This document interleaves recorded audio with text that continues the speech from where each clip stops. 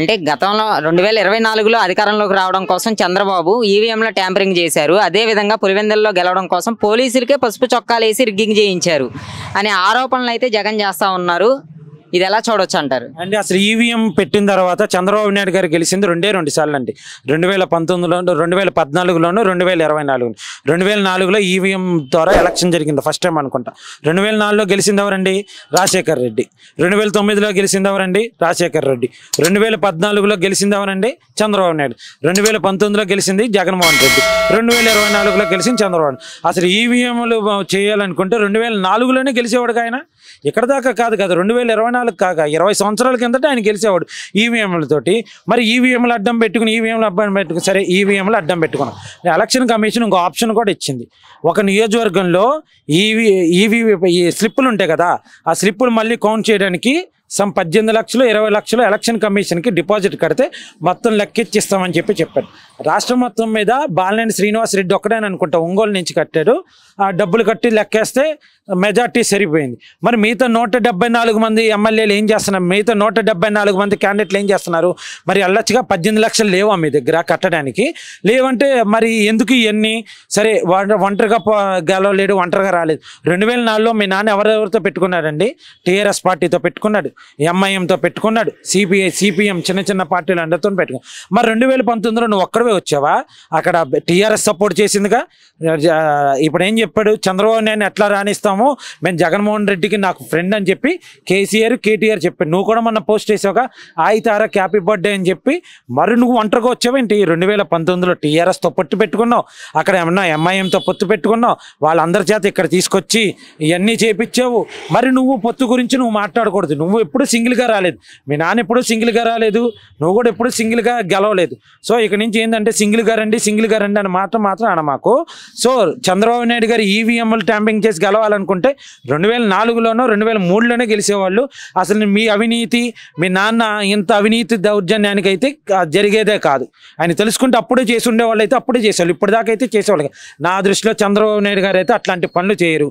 ఒకవేళ ప్రజలు తీర్పు ఏదైతే ఇచ్చారో 23 సీట్లు ఇచ్చారు, ఆయన ప్రజల తీర్పు శిరస వహించి పాటించి చేశారు. నీలాగే తప్ప ఈవీఎంల మీద అని చెప్పి లేదా వాళ్ళ మీద నెట్టడం వీళ్ళ మీద నెట్టడం అని తప్ప నువ్వు చేసిన తప్పులు నీకు కనపడట్లేదు. అందుకే నువ్వు ఇప్పటికైనా నువ్వు చేసుకో. ఆయన ఏం జరిగింది? ఓడిపోయిన తర్వాత జిల్లాల వారీగా మీటింగ్ పెట్టారు. ఎక్కడ జరిగింది ఏంటి అన్ని లోపాలన్నీ సరి చేసుకుంటూ వచ్చారు. యువకాలంలో లోకేష్ గారు పాదయాత్ర చేశారు, అందరి సమస్యలు తెలుసుకున్నారు, ఆ సమస్యలు తగ్గట్టుగా మేనిఫెస్టో రెడీ చేసుకున్నారు. ఆ మేనిఫెస్టో ప్రకారం సూపర్ 6 ఇచ్చారు. ఆ సూపర్ 6 ప్రకారం ఒక్కొక్కటి అమలు చేసుకుంటూ వచ్చారు. తల్లికి వందనం ఇచ్చారు, గ్యాస్ బండ్ ఇచ్చారు, మహిళలకు బస్సు ఇచ్చారు, రైతు అన్నదాత సుఖీభావ ఇచ్చారు, డిఎస్సి నోటిఫికేషన్లు ఇచ్చారు, 16,000 ఉద్యోగాలకు ఇచ్చారు. ఇట్లా అన్నీ చేసుకుంటూ వస్తున్నారు. నువ్వు ఏమీ చేయలేదు, జాబ్ క్యాలెండర్ అన్నావు, ఏమీ చేయలేదు కాబట్టి నీకు 11 సీట్లు వచ్చి ఈవీఎం లేదు, ఏమీ లేదండి. ప్రజలు చేదరించుకున్నారు. వాళ్ళ సొంత కార్యకర్తలు కూడా ఓట్లే లేదు. ఎందుకంటే చెప్పనా, ఒక తూర్పు విజయనగరం, విశాఖపట్నం, శ్రీకాకుళంలో తెలుగుదేశానికి వైసీపీకి వచ్చిన ఓట్ డిఫరెన్స్ ఎంత అండి? 20%. ఇక్కడ కోస్టల్ ఏపీలో వచ్చేటప్పటికి వీళ్ళకి వాళ్ళకు ఉన్న ఓట్ డిఫరెన్స్ 15 to 18% ఉంది. రాయలసీమలో ఓట్ డిఫరెన్స్ అంటే 5%. ఈసారి రాయలసీమలో కూడా చూసుకుంటూ పోతే అక్కడ కూడా 10 to 15% వస్తుంది ఓట్ డిఫరెన్స్. ఏది టీడీపీకి వైసీపీకి ఖచ్చితంగా గెలుస్తారు.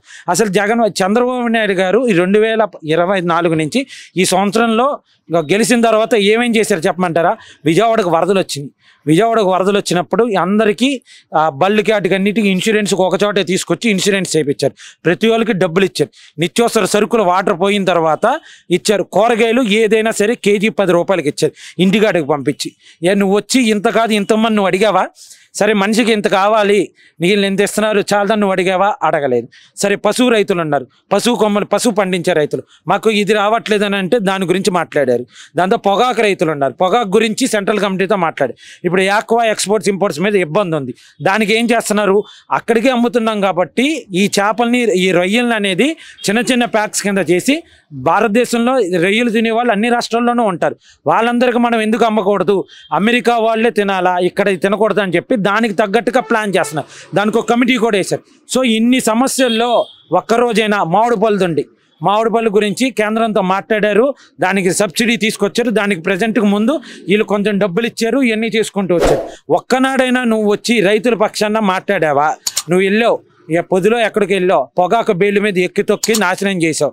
అక్కడ పొగాకు రైతులకి అప్పటికేంటి రావు శ్రీకృష్ణదేవరాయలు గారు వీళ్ళందరూ కేంద్రంతో మాట్లాడి దాని గురించి జరిగింది. బంగారుపాలెం వెళ్ళావు చిత్తూరు జిల్లా, మామిడి రైతులు అన్నావు. మామిడికాయలు తీసుకొచ్చి ఎవడైనా బుద్ధున్నాడు ఎవడైనా రైతు పంట నాశనం చేస్తారా? నువ్వు నాశనం చేసావు. 3 ట్రాక్టర్లు వేసి తీసుకొచ్చి తొక్కిచ్చి అప్పటికి డ్రోన్ విజువల్స్ చూస్తే నువ్వు కావాలనగా చేసింది అని క్లియర్గా అర్థమైంది. సో నువ్వు ప్రతిదీ ఒక్క ప్రజా సమస్య మీద నువ్వు చేయలేదు. గంజాయి 2019-24 మధ్యన గంజాయి విపరీతంగా దొరికింది. ఇప్పుడు దొరుకుతుందా గంజాయి? అంటే ఇప్పుడు కాదు, ఇక్కడ ఆంధ్రప్రదేశ్లోనే కాదు భారతదేశంలో అంతకుముందు ఎక్కడ గంజాయి దొరికినా దాని మూలాలు ఆంధ్రప్రదేశ్లో. టాస్క్ ఫోర్స్ పోలీసులను కూడా హైదరాబాద్లో అరెస్ట్ చేశారు. ఆంధ్రప్రదేశ్ టాస్క్ ఫోర్స్ పోలీసులను కూడా గంజాయి మీద తెలంగాణలో అరెస్ట్ చేశారు. మరి ఇక్కడ ఎప్పుడు ఈ రోజు ఒక్కరోజు కూడా నేషనల్ మీడియాలో గంజాయి గురించి ఆంధ్రప్రదేశ్లో దొరుకుతుందని కానీ గంజాయి నాశనం చేశారు.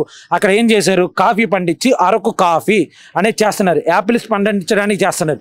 దానికి ఇంగ్లీష్ సంబంధించినంటే కాఫీ అని ఇలాంటి ఉత్పత్తులని తయారు చేయడం కోసం కోకో అని ఇట్లన్నీ చేయడానికి కోసం అరకు రైతుల్ని అరకు ప్రజల్ని ఇలాంటి గంజాయి పెంచకూడదు, మనం ఇలాంటివి చేసుకుంటే మీకు ఎంత లాభం వస్తుంది డబ్బులు వస్తాయి అని చెప్పి వాళ్ళకి నప్పించి వాళ్ళ చేత మెప్పించి ఇప్పుడు అక్కడ అరకు కాఫీ 1,00,000 ఎకరాల్లో పండిస్తున్నారు. నువ్వేం చేసా, గంజాయి చేపించావు. ఆ గంజాయి డబ్బులు ఎవరైతే మొత్తం చూసాడో ఎమ్మెల్సీ ఎవడో ఉన్నాడు కాకినాడోడు, ఆయన డ్రైవర్ని చంపేస్తే ఆయన పక్కన కూర్చోబెట్టుకున్నావు. డాక్టర్ సుధాకర్ గారు ఆయన మాస్కడి గారు అని చెప్పి ఆయన పిచ్చోని చేసి చంపేశావు. ఇక్కడ బాపట్లలో ఆ లక్కని ఏడిపిస్తున్నాడని చెప్పి ఒక అబ్బాయి వాళ్ళు వెళ్ళి బెదిరిస్తే నీ వైసీపీ వాళ్ళు సజీవంగా తగలబెట్టేస్తే వాడికి బెయిలిప్పించేటట్టు చూసావు. ఇట్లాగా చూసుకుంటే శిరోమండనం చేశాడు నీ ఎమ్మెల్యేను, నీ మినిస్టర్ ఎవరో శిరోమండనం చేశారు గోదావరి జిల్లాలో. కృష్ణా జిల్లాలో ఇది చెప్పక్కర్లేదు, అమరావతి రైతుల్ని కానీ కృష్ణా గుంటూరు అమరావతి రైతుల్ని కమ్మవారు రైతులు ఇట్లా ఉంటారో వాచిలు పెట్టుకొస్తారా అని చెప్పి అన్నావు. ఒంగోలులో ఏం చేసావు, మైనింగ్ గ్రెనైట్ మొత్తం నాశనం చేసావు. నెల్లూరులో ఏం చేసావు. సో ఇవన్నీ చేసావు కాబట్టి నిన్నైతే దాకరు, నిన్నైతే పట్టించుకోరు. పులివెందుల్లో చూసుకుంటే నీలం సాహ్ని ఎన్నికల కమిషనర్తో ఒకటైపోయి పోలీసులు కూడా వీళ్ళందరూ ఒకటయ్యి రిగ్గింగ్ చేశారు, పసుపు చొక్కాలు వేసుకుని అంటున్నారు. అండి పసుపు చొక్కాలు వేసుకుని, అది పసుపు చొక్కాలు వేసుకుని రిగ్గింగ్ చేస్తున్నది మన రాష్ట్రంలో వీడియో కాదండి, అది వెస్ట్ బెంగాల్లో వీడియో. ఇంకో వీడియో వీళ్ళు తెప్పారు, కారులో ఒక ఆయన ఎల్లో కలర్ షర్ట్ వేసుకుని డబ్బులు ఇలా ఇస్తుంది, అది బీహార్లో వీడియో. ఎక్కడెక్కడ వీడియోలు అన్నీ తీసుకొచ్చి ఆంధ్రప్రదేశ్లో జరిగిందని చెప్పి చూస్తున్నారు వీళ్ళు. ఎంతసేపు ఫేక్ పోస్టులు 2019 2020 కోవిడ్ టైంలో కూడా కేరళలో జరిగింది తీసుకొచ్చి ఆంధ్రప్రదేశ్లో ఇచ్చామని చెప్పారు. ఇప్పుడు మనం పిచ్చోళ్ళం అయితే యువత పిచ్చోళ్ళు కాదు కదా, గూగుల్లో కొరత తెలిసిపోద్దుగా ఇది అక్కడిది ఏంటిదని, కేరళది అక్కడ తెలుస్తుందిగా. అమ్మాయి ఇప్పుడు బీహార్లో వాళ్ళు కట్టుబొట్టు, మన ఆంధ్రప్రదేశ్లో ఆడవాళ్ళు కట్టుబొట్టు తెలుస్తుంది కదా, దాని ప్రకారం తెలియట్లేదు అది ఆంధ్రప్రదేశ్లోనా లేకపోతే ఎక్కడో చోట అని చెప్పి సరే రిగ్గింగ్ చేస్తున్నారు, ఎన్ని చేస్తున్నారు. మరి మీ కార్యకర్తలు ఏం చేస్తున్నారు, మీ బూత్ ఏజెంట్లు ఏం చేస్తున్నారు? మరి వన్ సైడెడ్గా ఇన్ని రోజులు పులివెందల నాది కోట ఇనానిమస్గా చేసుకున్నా కదా, మరి నీ బూత్ ఏజెంట్లు ఏం చేస్తున్నారు? మీ బూత్ ఏజెంట్లు బయటకు వచ్చి మాట్లాడారా? నీకు బూత్ ఏజెంట్ కూడా ఏంటి, నీ కోడ్ కూడా ఎవడు పట్టించుకునేవాడు కూడా లేడు, ఏజెంట్ కూడా లేడు. మరి నీ ఎమ్మెల్సీ నీ ఎంపీటీసీ క్యాండిడేట్ ఎందుకు ఓటేయలేదు? ఆయన కూడా ఓటేయలేదని ఆయనే చెప్పుకున్నాడు, మనం చెప్పింది కూడా కాదు. నీ ఎంపీటీసీ క్యాండిడేట్ కూడా నీకు ఓటేసుకోలేదు. అట్లాంటి ఓళ్ళు పెట్టుకున్నావు కాబట్టి నువ్వు ఓడిపోయింది పులివెందుల్లో. ఓటేసే హక్కు కూడా కల్పించలేదు, టీడీపీ గుండాలే అడ్డుకున్నారు. టీడీపీ గుండాలే ఓటేయడానికి కూడా రానికుండా అడ్డుకున్న పరిస్థితి అయితే అక్కడ ఉందంటున్నారు కదా. అది అబద్ధం అండి. టీడీపీ ఇప్పుడు కూడా గోండాల్ని ప్రోత్సహించదు. టీడీపీకి గోండాలు కానీ అట్లాంటిది ఏమి ఉండదు. వైసీపీకి గోండాలు ఉంటారు.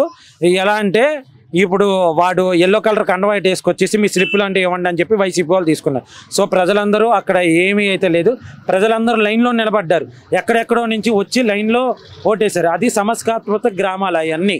అక్కడ అన్నది సీసీ కెమెరాలో రికార్డ్ అవుతుంది. నువ్వు ఆ సీసీ కెమెరా ఫుటేజ్ చెప్పండి, తీస్తారు బయటికి.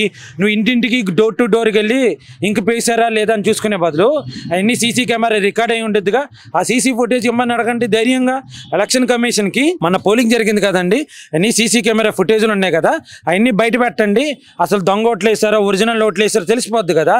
పెద్ద ఎన్ని ఓట్లు, పులివెందుల్లో 10,500 ఓట్లు, ఒంటిమెట్లో 15,000 ఓట్లు, అక్కడ ఎన్ని బూతులు ఉండుంటాయి, ఇక్కడ ఎన్ని బూతులు ఉండుంటాయి. ఎంతసేపు ఆ ఫుటేజెస్ అన్ని బయట పెట్టండి, ఓపెన్ డెస్క్ లో పెట్టండి. అసలు అక్కడ దొంగ ఓట్లు వేసారా లేకపోతే మీ ఓళ్ళు వచ్చి ప్రజలందరూ వచ్చి ఓట్లు వేసారో తెలిసిపోద్ది. నేను బూతుల్లో ఏకంగా పోలింగ్ ఏజెంట్లే రాకుండా చేశారంటున్నారు. ఆయన సంగతి చెప్పుకుంటున్నాడు.